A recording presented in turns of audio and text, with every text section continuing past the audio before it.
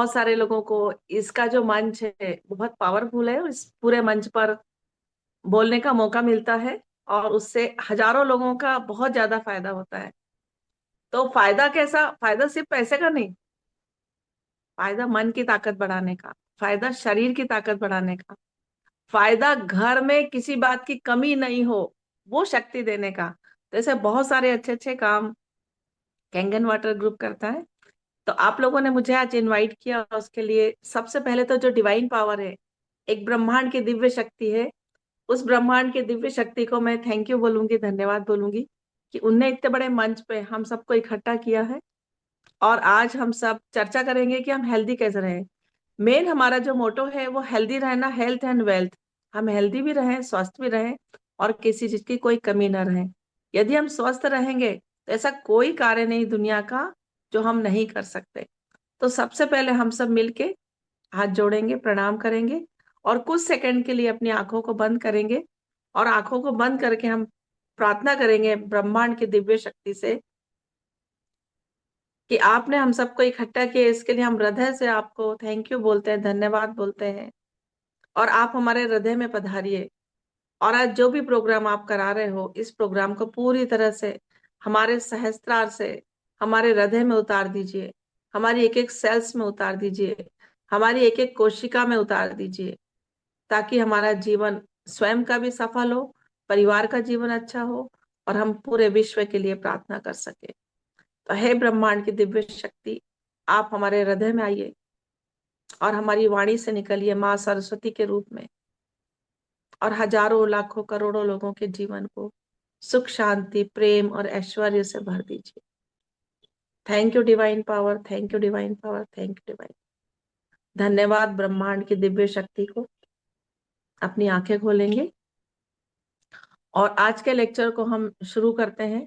तो जो आज का लेक्चर है उसमें मेन इम्पॉर्टेंट है हमारा शरीर कैसे बना है और हमारे शरीर की क्या आवश्यकताएं हैं।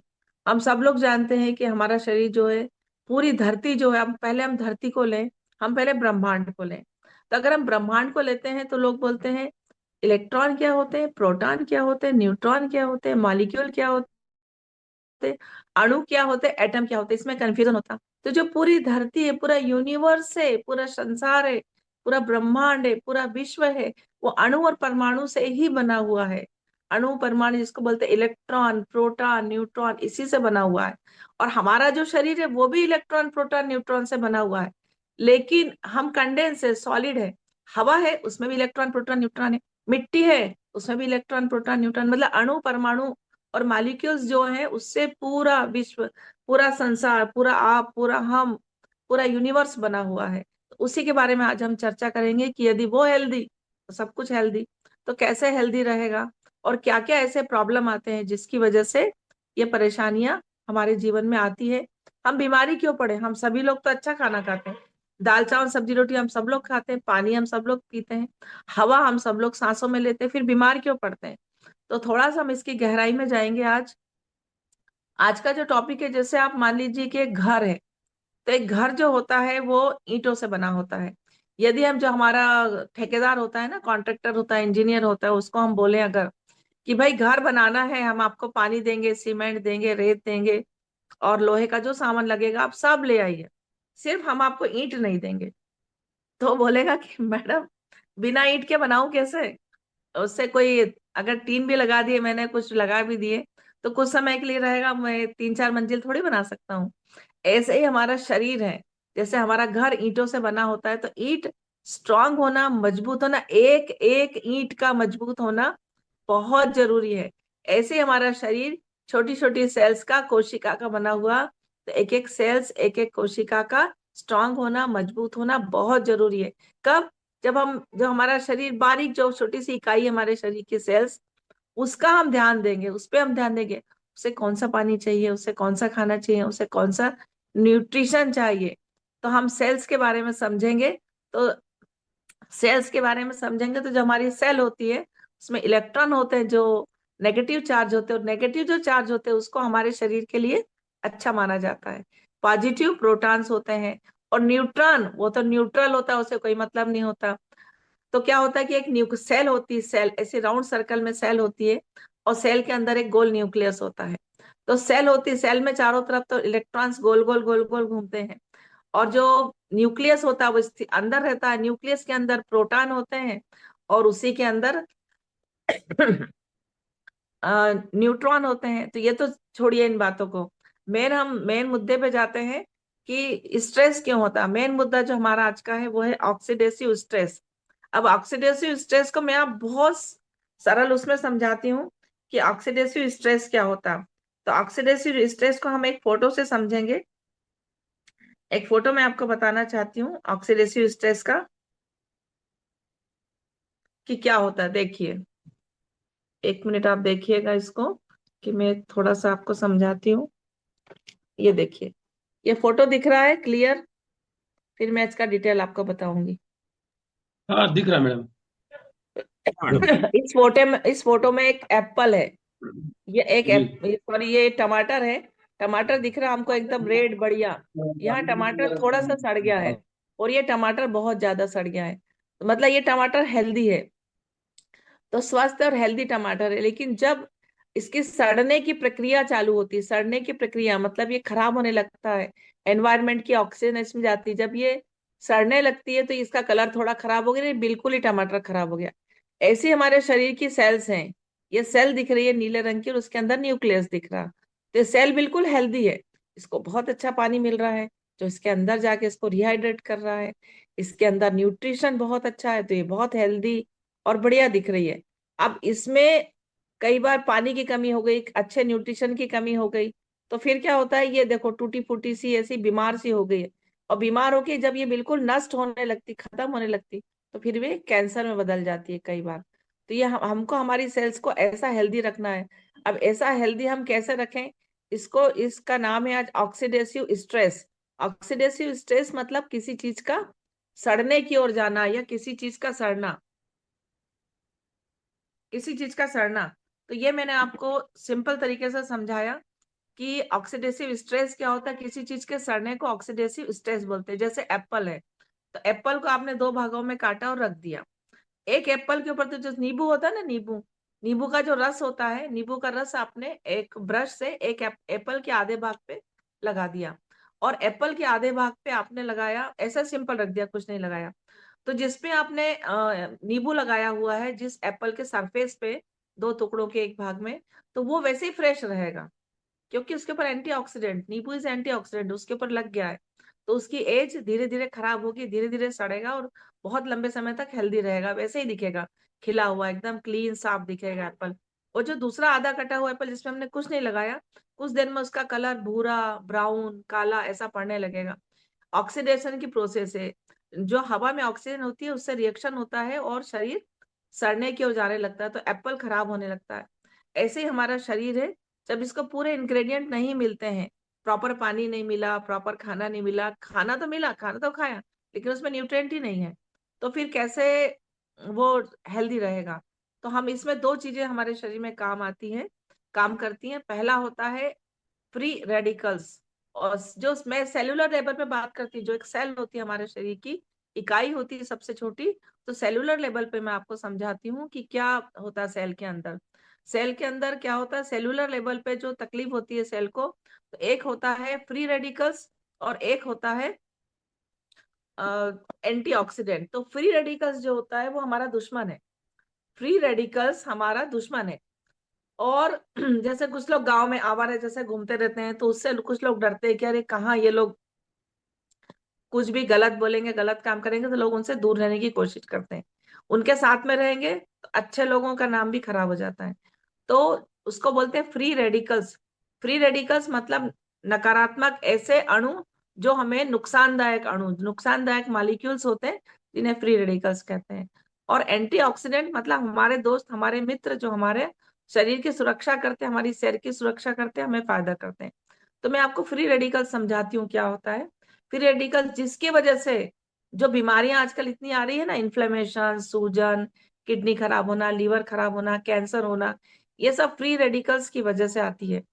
अब फ्री रेडिकल्स क्या होता है, जैसे मान लो आपके घर में एक कालीन बिछा हुआ है, कालीन बिछा है, अब आपने एक अगरबत्ती ली, भगवान को अगरबत्ती लगाई, अगरबत्ती जब जलती है तो उस समय उसका जो घुल होता है, उसका जो जलने के बाद जो मटेरियल बचता है, या समझ लो चिंगारी निकलती है या धुआं निकलता है, तो वो जो धुआं और चिंगारी जब कालीन के ऊपर गिरते हैं, तो कालीन के ऊपर काले रंग के ब्लैक कलर के गोल गोल छेद बन जाते हैं। तो काले कलर के गोल गोल जो छेद होते हैं वो उस कालीन का नुकसान करते हैं, उस कालीन को खराब करते हैं।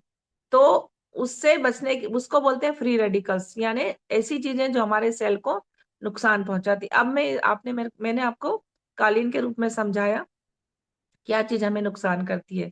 कालीन में जो ब्लैक ब्लैक स्पॉट हो गए उसको आप समझिए। अब इसको मैं सेल के रूप में आपको समझाऊंगी। सेल के अंदर क्या होता है, देखो सबसे पहले हमने खाना खाया, खाना हमारे गले से स्टमक में गया, स्टमक से इंटेस्टाइन में गया, इंटेस्टाइन में ऐसी विलाई होती है, विलाई ने उस खाने को एब्जॉर्ब किया, खाने को एब्जॉर्ब करके इंटेस्टाइन से वो ब्लड वेसल्स, हमारा जो ब्लड बहता है, खून की नलियां होती है हमारे शरीर में, हमारा खाना खून की नलियों में जाता, खून की नलियों में एक डिफ्यूजन की प्रोसेस होती है, तो खून की नलियां सेल से सटी हुई रहती हैं, तो ब्लड हमारी खून की नलियों से सेल के अंदर गया। अब सेल के अंदर खाली खाना नहीं जाता, सेल के अंदर पानी भी जाता है, सेल के अंदर magnesium, potassium, B complex, multivitamin, और हमारा जो न्यूट्रिशन, मतलब कि कार्बोहाइड्रेट, प्रोटीन, फैट, ये सब सेल के अंदर जाता है। तो ये जब सेल के अंदर जाता है तो क्या होता है, अब हमारे शरीर को चलाने के लिए हमको एनर्जी चाहिए, तो एनर्जी कैसे मिलेगी, ऐसी गोल सेल है, सेल के अंदर गया पानी, फिर गया ऑक्सीजन, फिर गया न्यूट्रिशन। अब जो न्यूट्रिशन जो जाता है, न्यूट्रिशन जाता है ग्लूकोज के रूप में, कार्बोहाइड्रेट हो, फैट हो, वसा हो, ये सब बनाते हैं हमारे इंटेस्टाइन, ग्लूकोज बना के नलियों के, खून की नलियों के अंदर डाल देती। ये हमारा खून जो होता है वो एक ट्रक लाइक स्ट्रक्चर, ट्रक होता है जो सारे सामान को जगह जगह सेल्स में पहुंचाता है। तो अब गया सेल के अंदर, अब उसको वहां पर सेल के अंदर क्या होता है, माइट्रोकॉन्ड्रिया, माइट्रोकॉन्ड्रिया में एनर्जी बनाने की फैक्ट्री। हमारे सेल के अंदर, साधारण सेल के अंदर भी 100 से लेकर 1000 माइट्रोकॉन्ड्रिया होते हैं, जो कि हमारे सेल के अंदर की फैक्ट्री है, जो हमारे शरीर के ग्लूकोज को एनर्जी में कन्वर्ट करती है। अब एक हमारा गले में थायराइड भी होता है, थायराइड में थायरॉक्सिन हार्मोन भी होता है, जिसे T3 बोलते हैं। अब आप ध्यान से समझिएगा, एक गोल सेल है, सेल है गोल। अब ये गोल सेल में सारी चीजें खड़ी है बाहर, अब ग्लूकोज आया, उसने किया नॉक नॉक, उसने दरवाजा खटखटाया सेल का, कि दरवाजा खोलिए, मैं ग्लूकोज हूँ, मैं बाहर खड़ा हूँ, मुझे अंदर आना है, मुझे माइटोकॉन्ड्रिया की फैक्ट्री में जाना है, मुझे ग्लूकोज से मुझे एनर्जी बनाना है, और शरीर को मुझे ताकत देना है काम करने की। तो उसने नॉक नॉक किया। अब ये दरवाजा नहीं खुल रहा सेल का, सेल है, दरवाजा खोलने के लिए जो हम खाना खाते उसमें एक प्रोडक्ट होता है जिसे बोलते हैं क्रोमियम। तो क्रोमियम इज गेट कीपर, वो गेट कीपर है। अगर आपके खाने में क्रोमियम है, आप बहुत अच्छी वेजिटेबल्स, बहुत अच्छा खाना, मीन्स न्यूट्रिशियस, मीन्स हेल्दी खाना अगर आप खाते हैं, तो आपके खाने में क्रोमियम होगा। तो क्रोमियम इज गेट कीपर। तो ग्लूकोज ने नॉक नॉक किया, क्रोमियम ने गेट खोल दिया, क्रोमियम ने गेट खोला, तो अंदर गया ग्लूकोज। अब ग्लूकोज गया, T3 गया, पानी गया, ऑक्सीजन गया, सब गया, मतलब। और जो मैग्नीशियम जो हम खाना खाते हैं ना, उसमें जो बी कॉम्प्लेक्स होता है, B6 होता है, मल्टीविटामिन, लोग बोलते क्या होता है, हरी सब्जियां, फ्रूट्स खाने से, हम तो दाल चावल सब्जी रोटी अच्छे से खाते हैं, तो सब मिल जाता। लेकिन फ्रूट्स, कई लोगों को मल्टीविटामिन डेफिशिएंसी होती है, कई लोगों को बी कॉम्प्लेक्स डेफिशिएंसी होती है, कई लोगों को B12 डेफिशिएंसी होती है, कई लोगों को D3 की डेफिशिएंसी होती है। इनसे क्या होता है, कमजोरी होती है, घबराहट होती है, काम करने में मन नहीं लगता, अच्छा नहीं लगता। तो अब सेल के अंदर जब वो गया ग्लूकोज, तो ग्लूकोज गया माइटोकॉन्ड्रिया के अंदर। अब माइटोकॉन्ड्रिया में जब ग्लूकोज गया, तो उसको बर्न करने के लिए ऑक्सीजन, हाइड्रोजन, और ये लगता है अपना T3, T3 इज माचिस, जो थायरॉक्सिन, थायराइड है ना, थायराइड ग्लैंड, लोगों को, बहुत सारे लोगों को थायराइड होता है, थायराइड है, थायराइड है, थायराइड की गोली खा रहे हैं, तो थायराइड का जो T3 होता है, T3, T4, TSH, ये होते हैं थायराइड स्टिमुलेटिंग हार्मोन, ये उसके वो पार्ट्स है। तो जो T3 होता है वो इग्निशन, मतलब वो माचिस का काम करता है। तो T3 ने इग्नाइट किया, माचिस जैसा काम किया, माचिस जली और ग्लूकोज बर्न हुआ। अब ग्लूकोज बर्न हुआ, तो ग्लूकोज बर्न होने के लिए अगर हमने बहुत अच्छा न्यूट्रिशन नहीं खाया, हमको मान लो कि 100% ये मल्टीविटामिन और बी कॉम्प्लेक्स चाहिए उस ग्लूकोज को बर्न करने के लिए, और हमारी सेल के अंदर है 30%, तो 30% ही ग्लूकोज बर्न होगा, 70% सेल वापस भेज देगी ब्लड में, और 70% ग्लूकोज को जब वापस भेजेगी ना खून की नलियों में सेल, तो वो क्या होगा, फिर उसका लेवल बढ़ जाएगा, फिर डायबिटीज, शुगर और हाइपरटेंशन, खून गाढ़ा होगा, बहुत सारे दूसरे दूसरे प्रॉब्लम, बीमारियां शुरू हो जाएगी। तो हमारे शरीर में उस ग्लूकोज को पचने के लिए multivitamin, B complex, vitamin D, सब कुछ होना बहुत जरूरी, मिनरल्स होना बहुत जरूरी, मिनरल्स एंड विटामिन होना बहुत जरूरी ग्लूकोज को बर्न करने के लिए। अब चलो ग्लूकोज बर्न हो गया, अब आपको पता है कि कहीं भी आग लगती है ना, तो धुआं तो निकलता ही है। तो आग लगी, इसके अंदर ग्लूकोज में आग लगी, वो बर्न हुआ, बर्न हुआ तो एटीपी करके एक एनर्जी होती है, वो बन के निकलती है और वो माइट्रोकांड्रिया में स्टोर हो जाती है। तो जब भी हमको हाथ पैर चलाना होता है, कुछ काम करना होता, भागना होता, मान लो कोई डर का काम है गया, तो हम भागे तो हमको ज्यादा एनर्जी चाहिए होती, तो एटीपी फिर एनर्जी के रूप में हमारे शरीर में हमको काम करने की ताकत देती है। तो ग्लूकोज बर्न हुआ, अब बर्न हुआ तो आग लगी, आग लगी तो अच्छा न्यूट्रिशन होगा, तो अच्छी वाली एनर्जी बनेगी। और खराब न्यूट्रिशन हुआ तो क्या होगा कि काले काले काले काले धुआं निकला, जैसे आपने गीली लकड़ी चूल्हे में लगाई, तो गीली है तो ज्यादा धुआं निकलेगा, ज्यादा खराब वाली चिंगारी निकलेगी। और अच्छी लकड़ी होगी तो बहुत अच्छी बर्निंग होगी, अच्छी जलेगी, वो धुआं नहीं निकलेगा। अब ग्लूकोज जला तो धुआं निकला, धुआं निकला तो वो गिरे, उस सेल के अंदर गिरे काले काले स्पॉट, कुछ सेल के बाहर गिरे। अब सेल के बाहर जो गिरे उसने सेल के बाहर सूजन कर दी, जो सेल के अंदर गिरे उसने, सेल के अंदर क्या क्या होता है, प्रोटीन का आना जाना होता, प्रोटीन जो हेल्प करता है हमारे शरीर के पाचन में, सारी क्रियाओं में। और होता है डीएनए, सेल के अंदर डीएनए होता, प्रोटीन होता, लिपिड होता, इन सबको बीमार कर देता, इन सब की हालत खराब कर देता है। वो जो ब्लैक ब्लैक जो इकट्ठा होता है ना धुआं, इनको बीमार करता है। अब इन्हीं काले धुएं के जो टुकड़े अंदर इकट्ठे होते हैं, उनको ही बोलते हैं फ्री रेडिकल्स। फ्री रेडिकल्स माने हमारे शरीर को नुकसान करने वाले तत्व, नुकसान करने वाले मॉलिक्यूल्स। तो इनसे हम कैसे बचे, आज का टॉपिक जो मैंने आपको समझाया है, तो आज का टॉपिक यही है कि जो फ्री रेडिकल्स हमारे शरीर की सेल्स के अंदर भी नुकसान कर रहे हैं, डीएनए को खराब कर रहे हैं, प्रोटीन को खराब कर रहे हैं, रिपीट को खराब कर रहे हैं, और सेल के बाहर इकट्ठे होके, कुछ सेल के बाहर गिरते हैं, इकट्ठे होते तो शरीर में सूजन आती है। अब कुछ लोग बोलते बहुत दर्द हो रहा है भाई, गोली खा लो, डायबिटीज हो गया, गोली खा लो। अरे भाई, वो जो फ्री रेडिकल्स है उनको खत्म करने के तरीके सीखो, कि फ्री रेडिकल्स हम कैसे खत्म करेंगे हमारे शरीर से। अगर हमने फ्री रेडिकल्स खत्म कर दिए तो हम ऐसे ही हेल्दी हो जाएंगे, क्या जरूरत है गोली खाने की। गोली और डॉक्टर भगवान के समान है, इमरजेंसी के लिए बहुत अच्छे हैं, कि इमरजेंसी आ गई है भाई, कुछ भी एक्सीडेंट हो गया, कोई एकदम अननेसेसरी कोई सीरियस बात होगी, तो आप जरूर ट्रीटमेंट लीजिए। डॉक्टर के सिवा हमें कोई नहीं बचा सकता है। मैं खुद भी डॉक्टर हूँ, गायनेकोलॉजिस्ट हूँ, मैं मेरा नाम बताना भूल गई। मेरा नाम है डॉक्टर आशा चौहान। पूर्णिमा हॉस्पिटल है ओंकारेश्वर, नर्मदा जी के किनारे। नर्मदा जी के किनारे वही लोग रहते हैं जो सौभाग्यशाली होते हैं, तो ये माँ नर्मदा की कृपा है कि उनके किनारे में हूँ। और मैं आई थी मेरी मदर इन लॉ के लिए, मेरी मदर इन लॉ को नर्मदा जी से बहुत प्रेम, तो वो नर्मदा जी के किनारे हमेशा हम लोगों को बोलती थी, कुछ ऐसा करो कि मैं नर्मदा जी के किनारे रहूं। तो मेरी मदर इन लॉ के लिए हम लोग बढ़वा शिफ्ट हुए। आदि शक्ति ब्रह्मांड स्वामिनी डिवाइन पावर की कृपा है, और नर्मदा जी का किनारा हमें मिला।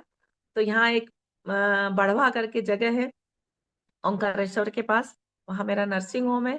मैं गायनेकोलॉजिस्ट हूँ, एमएस ऑप्स गायनी हूँ। लेकिन मेरा ऐसा मन अब उचट गया है दवाइयों से, कि इमरजेंसी के लिए ठीक है भाई, लेकिन जिंदगी भर मत खाओ, ऐसे तरीके सीखो। आज आप सीख के जाओ यहाँ से, कि मुझे आज की लाइफ में आज से दवाइयां नहीं खाना है, और 3 महीने के अंदर मैं मेरे शरीर को ऐसा बना लूंगी, ऐसा बना लूंगा कि मैं 3 महीने बाद तो किसी हालत में दवाई नहीं खाऊंगी। कुछ भी तरीके सीख के जाऊं आज, कुछ भी करूं, लेकिन मैं दवाई लीवर खराब करती, किडनी खराब करती, इंटेस्टाइन खराब करती, कैंसर करती, माइग्रेन करती, ब्लड प्रेशर करती, कोलेस्ट्रॉल करती, हार्ट अटैक करती। एक बहुत बड़ा क्वेश्चन उठा है कि आजकल लोग डांस करते करते क्यों मर जाते हैं। डांस करते करते स्टेज पे क्या हो जाता है, वो तो मस्त तैयार है, हेल्दी है, यंग है, छोटी एज के है, मस्त खाना खाते हैं, तो क्यों होता है ऐसा, क्यों ऐसा, कौन सा ऑक्सीडेटिव स्ट्रेस उनके हार्ट में चला जाता है, जो कि वो डांस करते करते मर जाते हैं। तो वो मैं आपको बताऊंगी, क्लियर करूंगी ऐसा क्यों होता है। हम अपने खाने की क्वालिटी पे ध्यान नहीं देते, हम अपने पानी को तो कचरा समझते, पानी कहीं से कुछ भी मिल जाए पी लो, कैसे पी लो, पानी तो जीवन है, पानी तो लाइफ है, पानी तो प्राण है हमारे। तो पानी, अच्छा पानी क्या होता है वो मैं आपको बताऊंगी, और क्यों जरूरी है वो बताऊंगी। ठीक है। तो पानी के बारे में मैं आपको समझाऊंगी। तो हम थे ऑक्सीडेसिव स्ट्रेस, और उसके ऑक्सीडेसिव स्ट्रेस से कैसे बचे। तो ऑक्सीडेसिव मतलब सड़ना, जैसे हमारी उम्र धीरे धीरे धीरे धीरे बढ़ती जाती है। लेकिन अगर हमारा खान पान अच्छा होगा, हमारा पानी बहुत अच्छा, तो हम रिवर्स डायरेक्शन में जाएंगे, उल्टे डायरेक्शन में जाएंगे, मतलब हमारी एज कम होगी, हम हेल्दी रहेंगे और हमारी एक्टिविटी बहुत बढ़ जाएगी। तो इस फ्री रेडिकल्स मतलब दुश्मन, जो शत्रु है हमारे शरीर का, काले काले जो धुआं निकलता है, उससे हम कैसे बचे। वही सारी बीमारी के कारण है, वही जड़ है। तो उसमें सबसे पहले तो है, जो मैं आपको पहला पॉइंट बताऊंगी कि ऐसा क्यों होता है। तो ये ऑक्सीडेटिव स्ट्रेस या जो फ्री रेडिकल्स हमारे शरीर में क्यों बढ़ते हैं। पर्यावरण में, एनवायरनमेंट में कितना प्रदूषण हो रहा है, हम कितने इलेक्ट्रिसिटी से घिरे हुए हैं। टीवी, फ्रिज, कूलर, प्रेस, कौन सी चीज इलेक्ट्रिसिटी वाली हमारे घर में नहीं है। एसी, लैपटॉप, कई लोग तो लैपटॉप को गोद में लेके काम करते हैं। कई लोग लैपटॉप को एकदम इतना पास में रखते हैं, उससे 3,000 2,500 2700 2800 की मेगाहर्ट्ज की रेज निकलती हैं। तो बहुत ही मतलब ये सब चीजें बहुत इंपॉर्टेंट है, इनके बारे में समझना। तो क्यों बनता है ये ऑक्सीडेटिव स्ट्रेस, मतलब शरीर का खराब होना, बीमार होना, फ्री रेडिकल्स का बनना, इस धुएं का हमारे शरीर में काले काले धुआं जो छा जाता सेल्स के अंदर बाहर, उससे हम बीमार होते, तो क्यों होता। तो एक तो ये होता, पहला कारण तो है कि पर्यावरण, एनवायरनमेंट में प्रदूषण। दूसरा, जो लोग को सिगरेट पीते हैं वो भी एक कारण है। तीसरा, कुछ लोग अल्कोहल का सेवन करते हैं, वो भी एक कारण है। दूसरा उसमें कारण है स्ट्रेस, बहुत बड़ा कारण है। जरा सा किसी ने एक शब्द बोला, स्ट्रेस हो गया। जरा सा किसी ने कुछ बोला, बुरा लग गया, घबराहट हो गई, गुस्सा आ गया, गुस्से में सिर दुखने लगता है, गुस्से में भूख नहीं लगती है, गुस्से में नींद नहीं आती है। और फिर हमारे शरीर की सर्केडियन साइकिल बिगड़ जाती है। सर्केडियन साइकिल मतलब बायोलॉजिकल साइकिल हमारे अंदर की, जो ईश्वर ने बहुत अच्छी हमको बना के दी है। और दूसरा हमारा खराब खाना। तीसरा हमारा खराब पानी। चौथा हमारा जो शरीर की गतिविधि, तो हम बैठे बैठे ही काम करते रहते हैं। और फिर बहुत बड़ा कारण दवाओं का सेवन। हम दवाइयां तो खाते हैं, अरे हम ठीक हो गए, लेकिन दवाइयां क्या करती है, इस अंग से निकल के उस अंग चली गई, उस अंग से निकल के उस अंग में चली गई। मान लो आपका एक कमरा है, जिसमें आपका घर में 4 कमरे हैं। आपने इधर से झाड़ू कचरा निकाला, दूसरे कमरे में डाल दिया, दूसरे से निकाला, तीसरे में डाल दिया। भैया उसको बाहर फेंकना है, घर के बाहर फेंकना है, मतलब इस शरीर के बाहर फेंकना है आपको। तो इस शरीर के बाहर फेंकने की क्रिया हमारा शरीर बहुत अच्छे से जानता है। हमारी सेल्स जानती है, हमारी ब्लड वेसल्स जानती है कि खराब चीजों को कैसे डिस्फ्यूज किया जाए, खराब चीजों को कैसे फेंका जाए।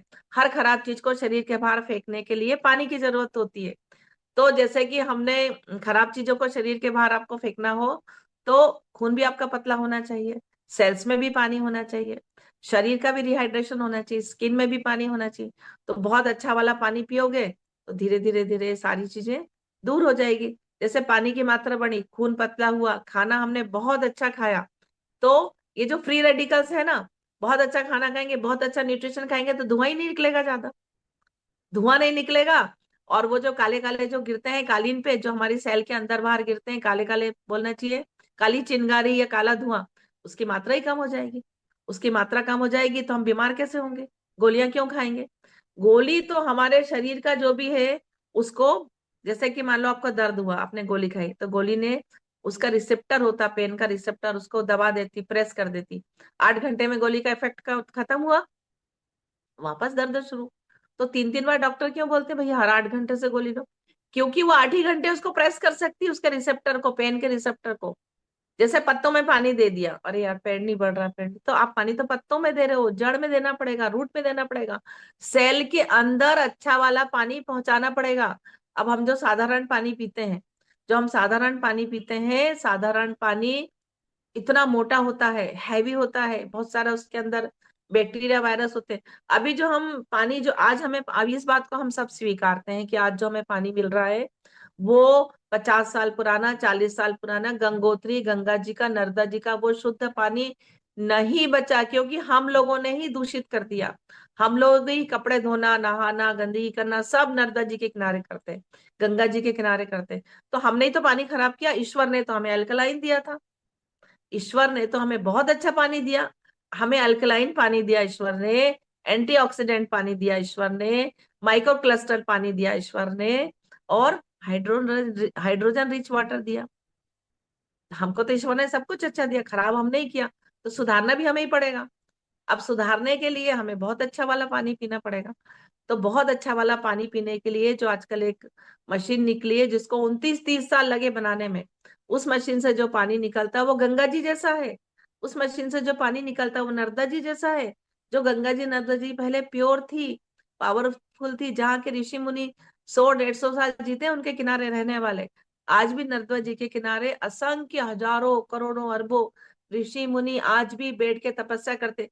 भले हमारी दिव्य आंखें नहीं तो हमें नहीं दिखता, पर है। नर्मदा जी का जो पानी बहता है, नर्मदा जी के पानी में एक मोटी सी लहर होती है, वाइब्रेशन की लेयर, उसके ऊपर आज भी सप्त ऋषि और बहुत सारे महात्मा ऋषि मुनि आज भी ध्यान करते, आज भी सुबह 4 बजे नहाने आते। तो उस पानी को हमने ही खराब किया, तो हमें अच्छा पानी, जो मशीन कैंगन वाटर मशीन जो बनाती है, तो उसके पानी से मैं रिलेट करती हूँ। देखो आजकल ब्यूटी पार्लर जाना बहुत जरूरी, मैं तो नहीं गई, मैं तो 10 साल से ब्यूटी पार्लर ही नहीं गई, जाती नहीं हूँ। और 5 साल से मैं कैंगन वाटर पी रही हूँ। तो कैंगन वाटर पीने के बाद कभी भी ऐसा नहीं लगा कि कोई इंडाइजेशन हुआ हो। कभी भी कैंगन वाटर पीने के बाद ऐसा नहीं लगा कि हमारे शरीर में कोई तकलीफ है। मैं और मेरे डॉक्टर साहब, मेरे हस्बैंड, मैं गायनेकोलॉजिस्ट हूँ, मेरे हस्बैंड सोनोलॉजिस्ट है। हम दोनों हस्बैंड वाइफ दुनिया की सारी बीमारियों से, सारी दवाइयों से फ्री है।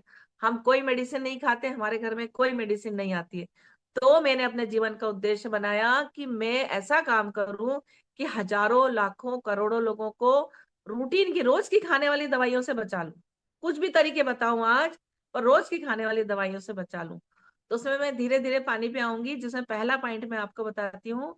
बहुत जरूरी हो, बाहर जाना हो तो चप्पल पहनिए, चप्पल पहनना छोड़ दीजिए। कोशिश करिए कि सुबह शाम आधा घंटे मिट्टी में, धरती माता के संपर्क में रहिए। जो हम इलेक्ट्रॉन इलेक्ट्रॉन की बातें करते हैं ना, ये इलेक्ट्रॉन करोड़ों की संख्या में धरती माता के अंदर है, उनसे लीजिए ना, धरती माता से लीजिए इलेक्ट्रॉन्स। आधा घंटे सुबह, आधा घंटे शाम को घूमिए। 21 दिन का चैलेंज है। ऐसा कौन सा दर्द है जो 21 दिन में धरती माता पर नंगे पैर चलने से, नंगे पैर बैठने से खत्म नहीं होता हो? ये चैलेंज है। और इसका कोई पेटेंट नहीं किया, धरती पे घूमने से हमको कोई नहीं रोक सकता। हम घूम सकते हैं, पहला। दूसरा, अ, धूप, लोगों को क्या होता, कई लोग ऐसे होते सूरज की धूप ही नहीं देखी होती, सूरज ही नहीं देखा होता, उठते ही नहीं है जल्दी। जो आज के न्यू जनरेशन है ना, 3-4 बजे रात को सोती है, सुबह 9-10-11 बजे उठी, माता पिता बेचारे घर में दुखी होते बैठे रहते। माँ नाश्ता बना के रखती, बच्चे सो के ही नहीं उठते, बच्चे सुनते ही नहीं कहना। उनकी रातें शुरू होती है रात के 10 बजे, न्यू जनरेशन, यंगेस्ट जो आजकल यंगर्स हैं, 10-11 बजे रात शुरू होती है, 4-5 बजे रात खत्म होती है उनकी। मतलब नाइट शुरू होती है जब वो 4-5 बजे, 3 बजे, 4 बजे, 5 बजे सोते हैं। तो सर्केडियन साइकिल, जो रिदम है हमारे शरीर का, जो नेचुरल प्रक्रिया है प्रकृति की, वो सारी बिगड़ जाती है। तो मैंने अपनी ड्यूटी ये बना ली है कि मैं कैसे सर्केडियन रिदम सबके शरीर की ठीक करूं, कैसे मैं गोली दवाई से बचाऊं, कैसे मैं हेल्दी करूं, कैसे मैं प्रकृति के पास ले आऊं। प्रकृति बहुत प्यारी है, प्रकृति में सब कुछ है, नेचर में सब कुछ है आपको ठीक करने का, बस आपको नॉलेज चाहिए। मैं अभी बेंगलोर गई थी, 4 दिन का कैंप अटेंड करके आई हूँ, सिर्फ प्रकृति के साथ रहने का। न्यूट्रिशन कितना इंपॉर्टेंट है, पानी कितना इंपॉर्टेंट है। आप कितना भी अच्छा खा लो, पचाने के लिए पानी तो चाहिए। आप एक बार खाने के बिना रह जाओगे, लेकिन आप पानी के बिना तो बीमारी पड़ जाओगे, शरीर की सेल्स धीरे धीरे मरने लगेगी। तो पानी का बहुत इंपॉर्टेंस है। तो मैं आती हूँ ब्यूटी टिप्स पे। ब्यूटी पार्लर जाने की जरूरत नहीं है आप लोगों को, यदि आपके घर में कैंगन वाटर है तो उसका 11.5 का जो पानी, वो हमारे शरीर को, 11.5 का जो पानी होता है, वो क्या करता है हमको, वो करता है क्लींजिंग, क्लींजर है, हमारे स्किन को साफ करता, क्लीन करता।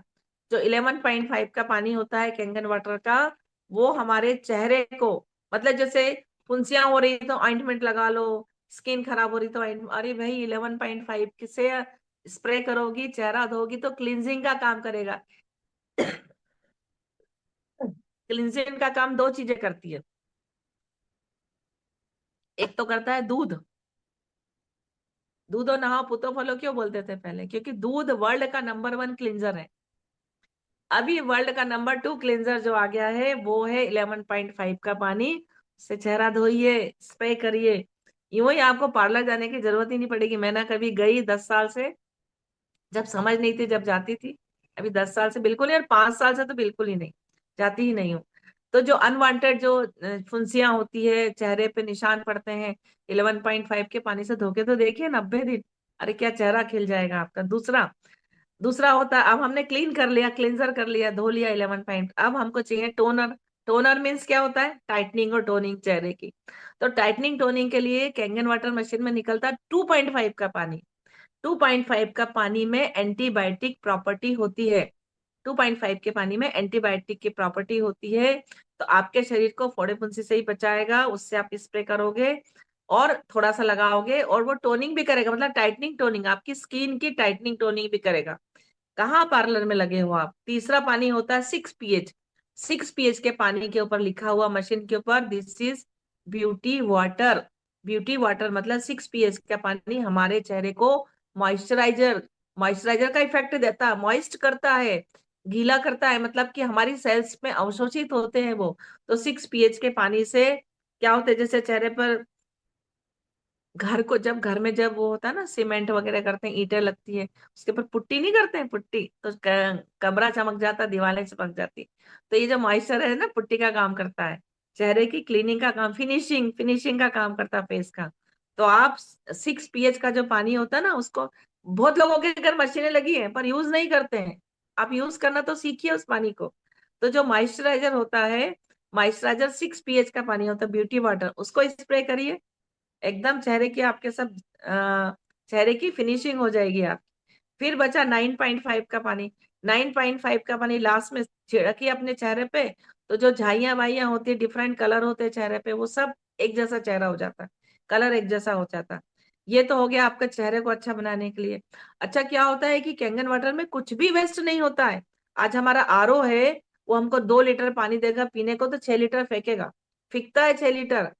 पर उस 6 लीटर के पानी को भी आज आप सीख के जाओ कि घर में पोछा लगाने के काम में उसको उपयोग करो, 6 लीटर वाले पानी को। कैंगन वाटर के पानी को भी लोग फेंकना फेंकना फेंकना, या तो गार्डन में डालो, बगीचे में डालो, उसको भी कलेक्ट करो, उससे घर का पोछा लगाओ। वो भी दूसरा, जो हमारा जो कैंगन वाटर का पानी, कैंगन वाटर में एक ड्रॉप भी पानी वेस्ट नहीं होता। ऊपर से जो पानी निकलता अल्कलाइन, नीचे से जो पानी निकलता एसिडिक बचा हुआ। अल्कलाइन पानी मीन्स क्या? अल्कलाइन पानी मीन्स OH। अब जैसे पानी का फार्मूला मैं आपको समझाऊं, फिर मैं आपको एक लाइन पहले बता दूं कि जैसे कपड़े धोने के लिए आप लोग डिटर्जेंट खरीदते हो बाजार से, सर्फ, निरमा, साबुन, कपड़े खूब रगड़ते हो, कपड़े में आप उसको वो डालते हो। सर टाइम है ना अभी?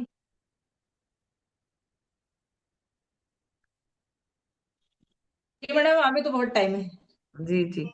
तो मैं बताती हूँ कि सर्फ, निरमा और सब खरीदते हैं ना, तो एक रिसर्च हुई अमेरिका में। अभी मैं बेंगलोर गई थी 4 दिन के कैंप में, प्रकृति का कैंप था।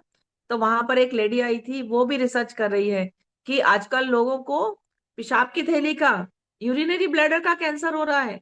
अब यूरिनरी ब्लैडर का कैंसर कहाँ से हो रहा है भैया? अच्छा खाते हैं, अच्छा पीते हैं, अच्छा रहते हैं, योगा प्राणायाम एक्सरसाइज सब करते हैं, क्यों हो रहा है समझ में नहीं आया। रिसर्च हुआ।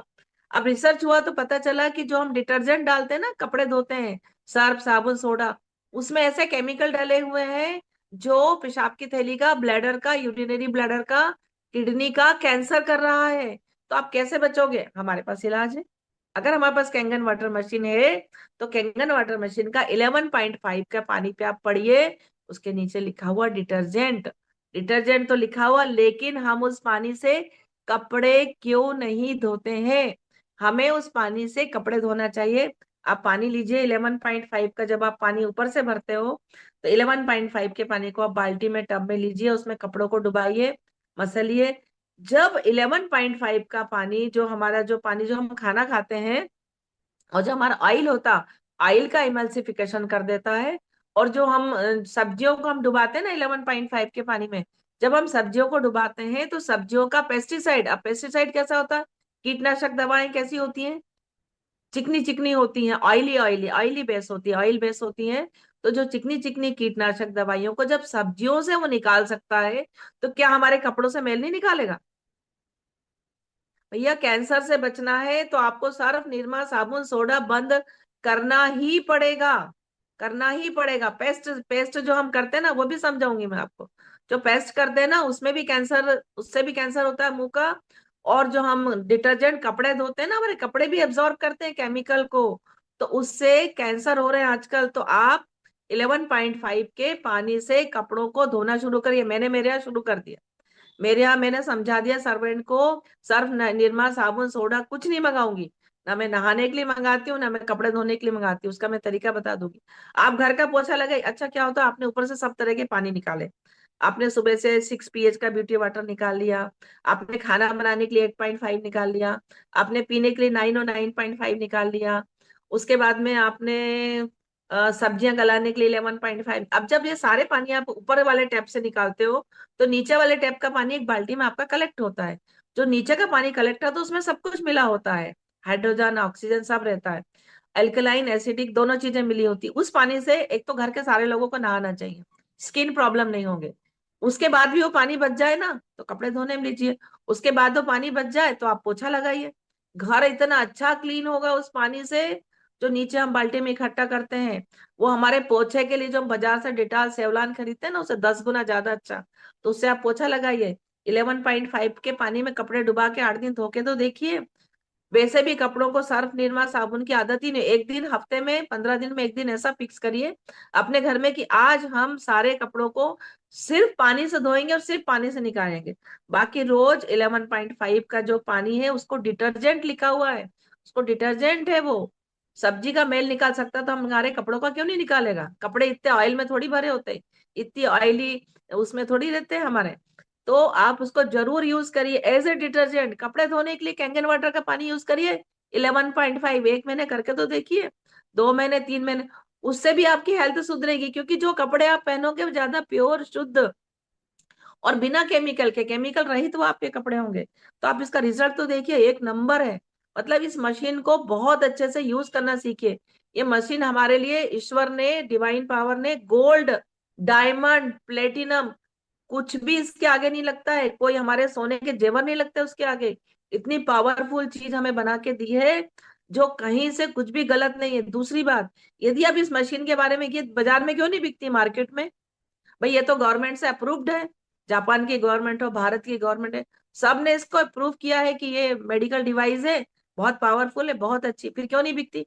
इसलिए दुकान पे नहीं बिकती कि छोटी सी चीज नहीं है ये कि कोई भी खरीद लाए, उसको उपयोग ही करना नहीं आएगा। एक एक व्यक्ति को अलग अलग समझाना पड़ता है कि मशीन क्या है, कैसे वर्क करती है। तब आप जाके इसको यूज कर सकते हो। तो जिसको भी आप समझा रहे, अगर आपने किसी को समझाया और उसकी समझ में आ गया, तो समझ लो उसका भाग्योदय हो गया। माँ गंगा उस पे प्रसन्न हो गई, समझ लो। और माँ गंगा की जब तक मर्जी नहीं हो, वो जाए नहीं किसी के घर। किसी में दम नहीं है कि आप समझा दो कैंगन वाटर और वो खरीद ले। 17 उसमें ऑब्जेक्शन आते हैं। पिताजी नहीं मान रहे, बहन नहीं मान रही, मम्मी नहीं मान रही, हस्बैंड से पूछूंगी, पैसे की व्यवस्था नहीं। अरे तुम्हारे शरीर से बढ़ के, तुम्हारी स्किन से बढ़ के, तुम्हारी किडनी से बढ़ के, तुम्हारे लीवर से बढ़ के, तुम्हारे हार्ट से बढ़ के, लंग से बढ़ के थोड़ी ना पैसे होते हैं। आज साले कार मत खरीदो, कुछ ऐसी लग्जरियस आइटम मत खरीदो, लेकिन अपने शरीर के लिए तो सोचो। 500 करोड़ का है ये शरीर। 500 करोड़, आज इसका एक एक अंग बिके तो 500 करोड़। और मिलता ही नहीं है बाजार में, आप खरीदने जाओ। किडनी की लाइफ 400 साल होती है, हार्ट की लाइफ 300 साल होती है। पर हम लोगों के गलत कान फानने खाने ने और गलत तरीके से पानी पीने ने इनको खराब कर दिया, इनकी लाइफ कम कर दी है। तो जो स्टेज पे खड़े खड़े लोग मर रहे हैं ना, तो उनको डिहाइड्रेशन होता है, पानी की कमी होती है। जो पानी पीते हैं ना वो लोग, साधारण वाला, वो खूब मोटा होता है, वो सेल के अंदर जाता ही नहीं है 5%। सेल बेचारी प्यासी और कर रहे हो डांस, तो हार्ट ब्लॉक होगा कि नहीं, हार्ट बंद होगा कि नहीं? हार्ट को तो चाहिए मॉइस्चर, गीलापन। हार्ट को तो गीलापन चाहिए, लंग्स को गीलापन चाहिए। वो तो मिलता ही नहीं है, क्योंकि सेल्स में पानी जा ही नहीं रहा है। लेकिन अगर आपने किसी को समझाया, ये बिजनेस, सॉरी, इसका जो फायदा आपने समझाया कैंगन वाटर का, बिजनेस भी छोड़ दो, लेकिन आपने कैंगन वाटर के बारे में समझाया कि भाई ले ले बहन, तू ले ले, दीदी तू ले ले, तो लेगी तो तेरा शरीर, तेरा हार्ट, तेरा लंग एकदम मॉइस्ट हो जाएगा, एकदम सॉफ्ट और बहुत अच्छे से चलेगा। आप डांस करो कि कूदो, कुछ भी नहीं होगा। क्योंकि ये पानी 100% सेल के अंदर जाता। सेल के अंदर जाके जितनी गंदगी, विषाक्त पदार्थ है हमारे सेल के अंदर, उसको खींच के बाहर निकाल देता है। बाहर निकाल के कैसे बहेगा, अब बाहर निकला, सेल सेल में अच्छा वाला पानी गया, पतला पतला पानी है, छोटे छोटे मालिक्यूल है, छोटे छोटे क्लस्टर है, माइक्रो क्लस्टर। अब जो क्लस्टर होते हैं 5 से अगर छोटे हुआ उनका समूह ग्रुप, तो वो सेल के अंदर चले जाएगा। 28 के ऊपर अगर हुआ तो फिर वो नहीं जाता है। तो ये 5 6 7 से छोटा है माइक्रो क्लस्टर, यानी छोटे छोटे से इसके ग्रुप्स बनते हैं, वो सेल के अंदर आराम से चले जाते हैं। तो क्या करता है, अंदर का जो सेल के अंदर विषाक्त पदार्थ है, विषैले पदार्थ है, उनको खींच के बाहर निकालता। अब खींच के बाहर निकला तो पसीने के द्वारा निकलते हैं, यूरिन के द्वारा निकलते हैं, मतलब हम जो मोशन पोटी के द्वारा ही बाहर निकलते हैं, और आंखों से आंसू बहते हैं उसके द्वारा निकलते हैं। तो ऐसे बहुत सारे तरीके पसीने के द्वारा निकलते हैं। वो विषाक्त पदार्थ शरीर के बाहर निकलने की क्षमता हमको बढ़ानी है। अच्छा वाला पानी पिएंगे तो विषाक्त विषैले पदार्थों को, टॉक्सिन्स को, जो हमारे शरीर को बीमार कर रहे, नुकसान करे, जो काले काले मैंने आपको बताए थे, काले काले टुकड़े, जो काले काले धुएं के जो हमारे अंदर इकट्ठा हो गया, जितना अच्छा पानी पियोगे, पानी खींच के उस विषाक्त पदार्थ को निकाल के शरीर का इन्फ्लेमेशन, शरीर की सूजन कम करेगा और शरीर को हेल्दी करेगा। तो इसके ये बहुत सारे यूज है, जो हम कैंगन वाटर मशीन से हम हेल्दी रह सकते हैं। और दूसरा, हम जितना अच्छा पानी पियेंगे, पानी जो होता है, जैसे हमारे ब्लड में 80% पानी होता है, 80% जो पानी होता है ना, तो शरीर में, और जैसे हमने बहुत वो जो ब्लड होता है, ब्लड सेल्स, ब्लड के अंदर जो आरबीसी, डब्ल्यूबीसी, प्लेटलेट्स, बहुत सारे छोटे छोटे इंग्रेडिएंट ब्लड के अंदर होते हैं। हम पानी पियेंगे तो खून पतला रहेगा। आजकल लोग खून पतला करने के लिए वो गोली खाते हैं, एक गोली आती है खून पतला करने की, वो गोली खाते हैं, हिपेरिन के इंजेक्शन लेते हैं, उसके गोली खाते हैं, एस्प्रिन लेते हैं, ब्लड वेसल को डायलेट करते हैं, खून को पतला करते हैं। भाई पानी बहुत अच्छा पियो ना, क्यों दवाइयां खाना। पानी बहुत अच्छा पियो तो ब्लड डायल, आपका शुगर डायल्यूट होगी, ब्लड डायल्यूट होगा, आपकी शुगर कंट्रोल होगी, और आपका पेनक्रियास को अच्छा पानी पिलेगा, पेनक्रेटिक सेल्स में लाइफ आ जाएगी, तो आपको वैसे ही वहां इंसुलिन बनने लगेगा। और बहुत अच्छा वाला खाना खाओगे तो वो जो काले काले जो निकलते हैं फ्री रेडिकल्स, वो निकलेंगे ही नहीं, वो जो धुआं काला निकलता है शरीर में निकले नहीं। बहुत अच्छा खाना खाओ, हरी सब्जियां खाओ, फ्रूट्स खाओ, वेजिटेबल खाओ, तो आपके शरीर में बहुत अच्छा न्यूट्रिशन गया और आपने बहुत अच्छा वाला कैंगन वाटर पिया। अब कैंगन वाटर में लोग बोलते हैं हाइड्रोजन रिच पानी, क्या होता है, कंफ्यूजन होता है। हाइड्रोजन रिच वाटर, अब जब हम संरचना देखें पानी की, H2O, मतलब H मतलब हाइड्रोजन आयन 2 है और ऑक्सीजन आयन 1 है। तो क्या होता है कि जब जैसे हम झरने में नहाने गए, मैं इसको ऐसा समझाती हूँ, आप झरने में नहाने गए, झरने का पानी जब आपके सिर पे गिरता है ना, तो स्प्लिट होता है, टूटता है, वो H और OH में टूटता है। तो जो OH बहुत सारे जब हमारे सिर पे गिरते, झरने का पानी स्प्लिट टूटा हुआ, तो हमें बहुत अच्छा लगता है, बहुत आनंद आता है, और हमारा शरीर एकदम फ्रेश हो जाता है, रिफ्रेश हो जाते हैं हम झरने में। क्योंकि पहाड़ों के ऊपर से जो पानी आता है ना, उसमें क्या था, बहुत सारी जड़ी बूटियों से पार होके आता है, बहुत सारी जड़ी बूटियां, पत्थर, उन सब से टकरा के वो पानी आता, तो उसको बोलते हैं स्ट्रक्चर्ड वाटर। स्ट्रक्चर्ड वाटर माने बहुत सुंदर वाला, खूबसूरत पानी। आप ये समझो कि पानी भी बदसूरत होता है, पानी भी खूबसूरत होता है, और जैसा हम बोलते हैं, बात करते हैं, बेसिक क्वालिटी उस पानी के अंदर आ जाती है। तो उस स्ट्रक्चर वाटर को, वो स्ट्रक्चर वाटर की सारी संरचना है सुंदर वाली, कैंगन वाटर के पानी में क्यों है। जैसे हमने 11.5 का पानी निकाला, 9.5 का पानी निकाला, तो जो हमारी मशीन होती है ना, उसमें 2 इलेक्ट्रोड होते। कोई बोलते कि अरे नीचे भी पानी जा रहा, ऊपर भी पानी जा रहा, ऊपर कैसे अच्छा पानी आ रहा, नीचे कैसे एसिडिक पानी जा रहा, ऊपर कैसे अल्कलाइन पानी आ रहा। तो उसमें इलेक्ट्रोड लगे होते हैं, पॉजिटिव इलेक्ट्रोड, नेगेटिव इलेक्ट्रोड। तो जो H आयन होता, हमारा H आयन पॉजिटिव होता, वो नेगेटिव इलेक्ट्रोड की ओर जाके नीचे वाली बाल्टी में चला जाता। और जो OH होता है, OH, वो होते हैं हमारे, वो होते हैं नेगेटिव, उसका जो क्वालिटी है, जो बोलना चाहिए आवेश, वो नेगेटिव होता है। तो नेगेटिव माने अच्छी चीज हमारे शरीर के लिए। नेगेटिव मतलब हमारे शरीर का टेम्परेचर कम होगा तो हमें बहुत अच्छा लगेगा। हमारे शरीर का टेम्परेचर बड़ा पॉजिटिव हुए तो हमें घबराहट चालू हो जाएगी। तो जो नेगेटिव इलेक्ट्रॉन्स होते हैं, OH, वो ऊपर वाले उससे जब निकलते हैं नल से, तो उसकी क्वांटिटी ज्यादा होती है, इसलिए हमें उसके पीने के बाद में फीलिंग बहुत अच्छी होती है। वो हाइड्रोक्साइड रिच पानी होता है, जो हमें बहुत सारा डिहाइड्रेशन देता है और बहुत हमें हेल्दी बनाता है, और हमें बहुत फ्रेशनेस लगती है, और वो सेल के अंदर दौड़ दौड़ के सेल के अंदर जाता है और हमें बहुत ज्यादा हेल्दी बनाता है। तो यदि आपने किसी को कैंगन वाटर मशीन के बारे में समझाया, तो ये हमारा लालच नहीं है, ये तो उसकी किस्मत है। अगर उसके कर्म अच्छे हुए, कर्मा का खेल है पूरा, कर्म अगर अच्छे हुए तो ही गंगा जी आपके घर में आएगी। लोग जिंदगी भर सोचते रहते हैं गंगा जी नहाने जाएंगे, जा ही नहीं पाते हैं। तो कर्म अच्छे होंगे तो गंगा जी घर में आएगी। अगर आप किसी को कैंगन वाटर समझाते हो तो गर्व के साथ समझाओ, खुश होके समझाओ। वो समझे ना समझे उसकी बुद्धि, उसकी किस्मत। लेकिन हम तो अच्छा काम कर रहे हैं ना, हम तो शुद्ध काम कर रहे हैं। आज हम किसी के घर से कैंसर दूर करते हैं, डायबिटीज दूर करते हैं, हाइपरटेंशन दूर करते हैं, घुटनों का दर्द दूर करते हैं। अब घुटनों का दर्द क्यों होता? यूरिक एसिड घुटनों में जम जाता है। अब बहुत अच्छा पानी पियेंगे तो किडनी में यूरिक एसिड नहीं जमेगा तो घुटने में कहां से जाएगा? पानी बहुत अच्छा पियोगे तो किडनी में जब यूरिक एसिड नहीं जाएगा, बनेगा ही नहीं, निकलेगा ही नहीं, तो घुटनों में कहां से जमा होगा? तो हमारे घुटने अच्छे रहेंगे। तो पानी, और फिर दूसरी बात कहते हैं, कई बार पानी पीने में लोग बहुत आलस करते हैं। एक बॉटल भर लो, बैठ जाओ। नहीं भाई, हर बार उठो, हर बार मशीन खोलो, 8.5, 9, 9.5 का पानी ताजा निकालो। ताजा पानी निकालोगे तो ओएच का जो नेगेटिव इलेक्ट्रॉन्स का अमाउंट ज्यादा रहेगा। और आपके शरीर में, जैसा आप झरने में नहा लिए हो, तो बाहर से तो हमें अच्छा लगता है, लेकिन जो हमारा अंदर का शरीर है ना, liver, spleen, kidney, gall bladder, intestine, इनको जब अल्कलाइन वाटर मिलेगा, इनको जब अल्कलाइन वाटर मिलेगा, तो आप सोचो कि ये कितने खुश होंगे। ये बहुत खुश होते हैं और वर्क बहुत अच्छा करते हैं। इनकी कैपेसिटी, इनकी स्टेमिना, इनका पावर, इनकी एनर्जी अंदर के ऑर्गन की सब बढ़ती है। तो फिर सोचो हमारा काम करने का कितना, और हमारा दिमाग कितना सही रहेगा, हमें गुस्सा नहीं आएगा, चिड़चिड़। पानी का बहुत अच्छा रिएक्शन। जैसे हम गर्मी से, तेज गर्मी से कई बार घर में आते, अरे बाप रे बहुत तेज गर्मी लग रही, कुछ ठंडा दो, ठंडा दो, ठंडा दो। एकदम ठंडा नहीं पीना चाहिए। कैंगन वाटर का पानी पियो, पूरा शरीर रिहाइड्रेट हो जाएगा। पूरा शरीर आपका ऐसा लगेगा, हाँ हाँ, आप नहा लिए।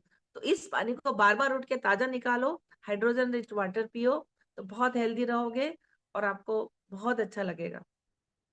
तो ये आज का प्रोग्राम जो मैंने आपको बताया, कि जितना अच्छा आप पानी पियोगे। तो हाँ, एक चीज और बताई मैंने, फ्री रेडिकल्स के अपोजिट एक और है, एंटीऑक्सीडेंट।